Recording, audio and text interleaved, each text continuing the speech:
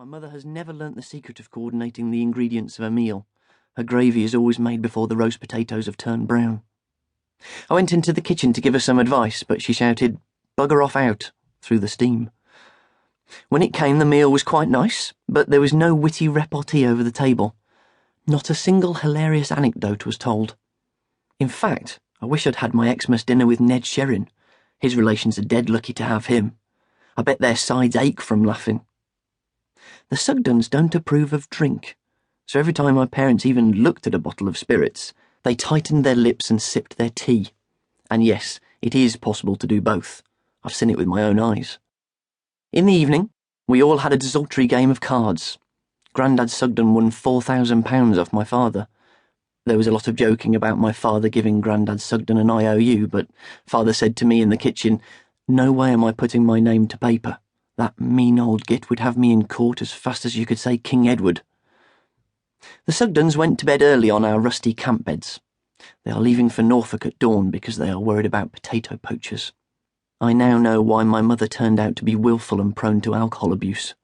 It is a reaction against her lousy moronic upbringing in the middle of the potato fields of Norfolk. Wednesday, December 26th, Boxing Day.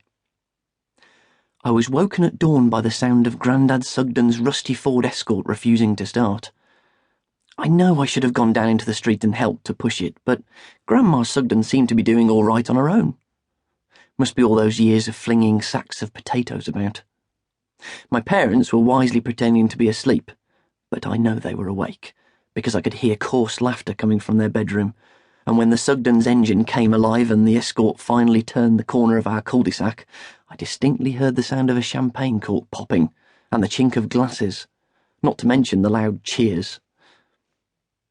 Went back to sleep, but the dog licked me awake at 9:30, so I took it for a walk past Pandora's house. Her dad's Volvo wasn't in the drive, so they must still be staying with their rich relations. On the way, I passed Barry Kent, who was kicking a football up against the wall of the old people's home. He seemed full of seasonal goodwill for once, and I stopped to talk with him. He asked what I had for Christmas. I told him, and I asked him what he'd had. He looked embarrassed and said, "I ain't had much this year 'cause our dad's lost his job." I asked him what happened. He said, "I dunno. Our dad says Mrs. Thatcher took it off him." I said, "What, personally?" Barry shrugged and said, "Well, that's what our dad reckons." Barry asked me back to his house for a cup of tea, so I went to show that I bore him no grudge from the days when he used to demand money with menaces from me. The outside of the Kent's council house looked very grim. Barry told me that the council have been promising to mend the fences, doors and windows for years, but the inside looked magical. Paper chains were hung everywhere, almost completely hiding the cracks in the walls and ceilings. Mr. Kent had been out in the community and found a large branch, painted it with white gloss paint, and stuck it into the empty paint tin. This branch effectively took the place of a Christmas tree, in my opinion, but Mrs. Kent said, sadly, "But it's not the same, really. Not if the only reason you've got it is because you can't afford to have a real plastic one." I was going to say that their improvised tree was modernistic and high-tech, but I kept my mouth shut. I asked the Kent children what they'd had for Christmas, and they said, shoes, so I had to pretend to admire them. I had no choice because they kept sticking them under my nose.